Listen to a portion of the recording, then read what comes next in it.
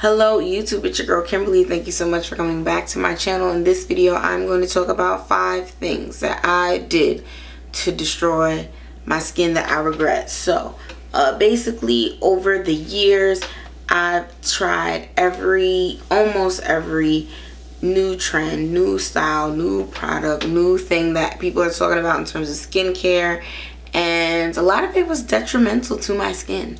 So I want to tell you guys kind of the things that I wish I would have knew / the 5 things I did to destroy my skin, and kind of how did I end up getting it back to a semi-good place. Okay, so I know you're probably looking at my oily forehead. There's a pimple right there. I got a pimple over here, some pimples on my chin. But you know what?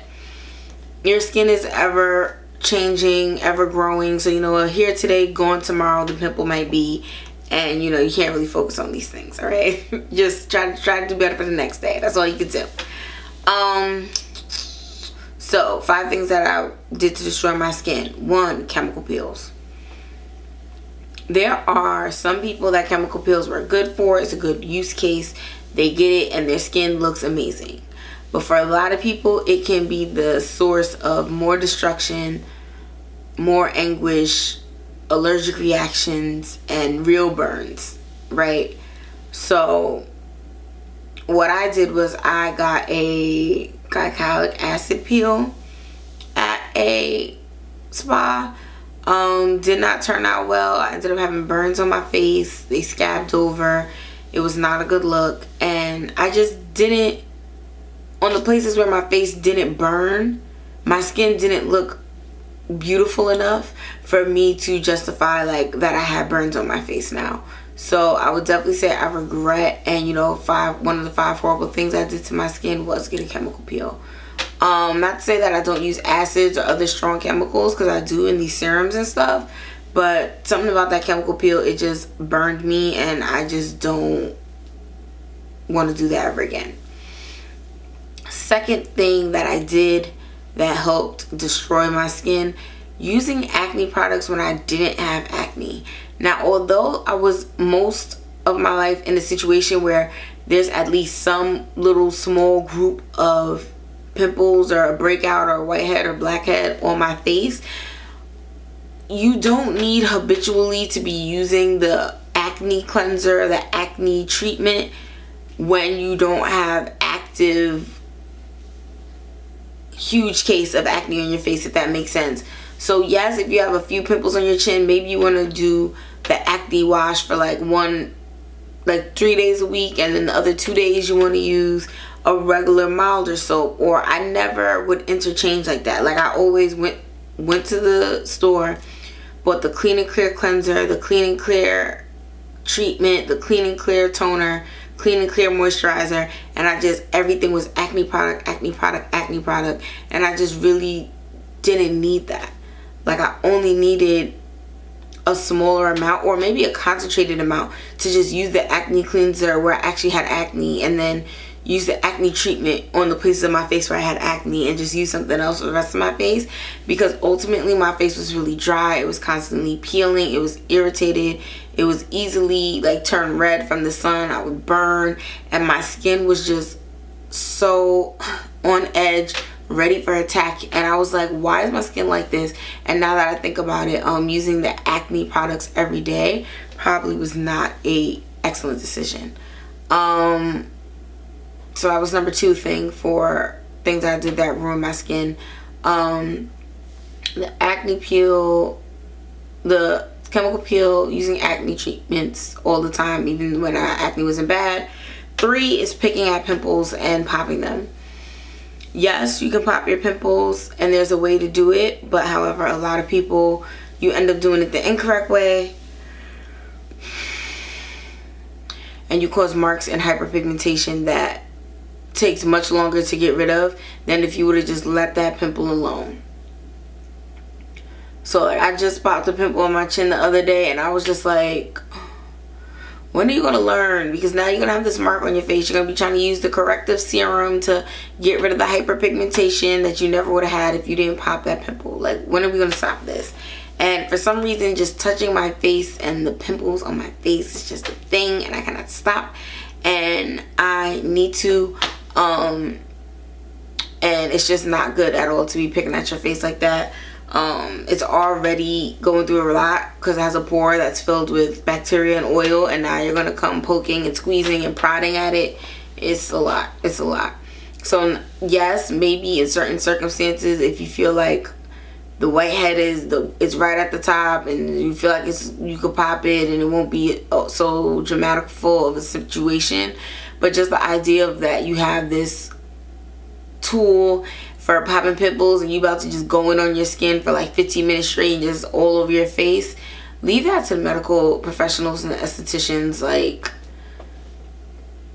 us doing it at home ourselves is not necessarily the best situation. And if you keep habitually getting so many, why is it like that? Like, what's the situation? Let's go to the doctor. Let's get to the bottom of this, because you shouldn't just always pimple all over the place. And like I said, when you have the scarring and everything left behind, it's so disheartening.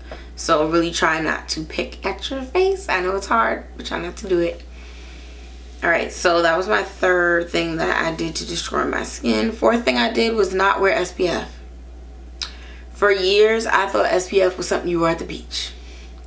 And I say that, I know that some people are going to be like, think that's a joke, or they're going to be laughing. But there are so many people who really think that like SPF is for the summertime, it's for a beach day. And then the other days, I just wear regular lotion and I'm fine. Once I started habitually wearing SPF every day, and I saw that my skin was becoming more even, less issues with color. Y'all, I know it's my second year on this video. Work with me, okay? Thank you. But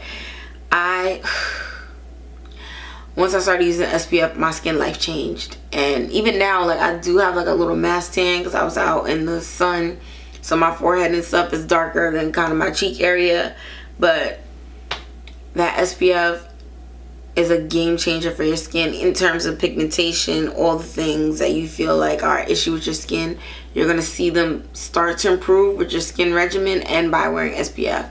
SPF is key, and I cannot push it any further. But that is one thing that I did to mess up my face, was I only wore SPF in the summer and I did not reapply. I was like, I got ready for the beach, I put the SPF on, I'm good till I go to sleep. And that's not how SPF works. Also, this was, grew up in the 90s, so you know, we didn't know.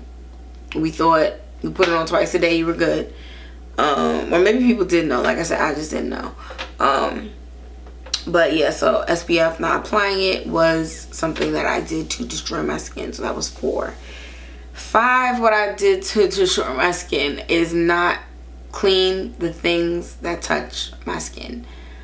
Pillowcases, makeup brushes, cell phones, headphones. I just did not get into a habit of keeping all of those things clean until like the last 6 or 7 years. Like before that, when I was young, listen, once in every other month, if even one time, I'm gonna get a good alcohol swipe to the front of the phone. The pillowcase only got washed because the sheets were getting washed, and not realizing that the pillowcase should probably get washed on a higher frequency, a higher frequency cadence than the sheets. The makeup brushes, listen, don't let me think I'm gonna wear the same look again. I was definitely not cleaning those makeup brushes like I should have. And just going out of my way to keep things clean that are gonna be on my face.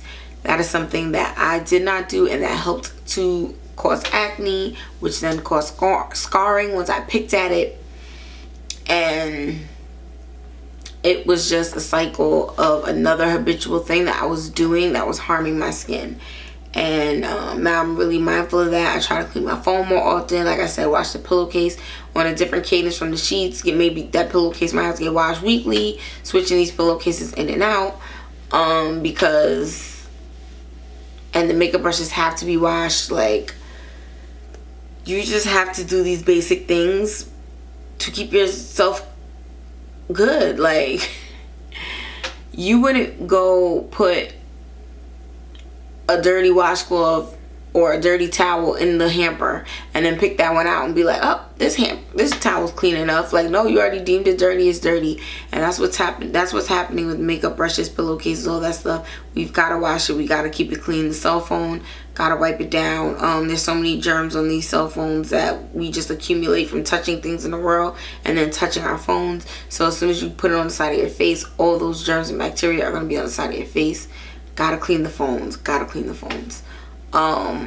Also, same thing if you have the over-ear headphones. Some of that over-ear is going to be extending to the side of your face. Clean that off. Also, your ear skin. You don't want to start getting acne on your ears. So make sure you take that little alcohol pad, get the little clothy, and wipe it all down. So those are 5 things that I've done over the course of the years that have destroyed or helped to destroy my skin. Honorable mention number 6 is probably going to be unhealthy eating and eating oily foods and that kind of stuff. But really, the top 5 are the ones that I mentioned. So thank you so much for coming to my channel and watching this video. If you have some skincare things that you've done that you're looking back and you're like, probably shouldn't have done that, write it in the comments below. Tell me what it is. This is a judgment-free zone. We've all made mistakes. I just told y'all a whole bunch of things that I did that I probably shouldn't have done to my skin. So you guys hop in the comments below and tell me some of your skin scaries that you have done. All right.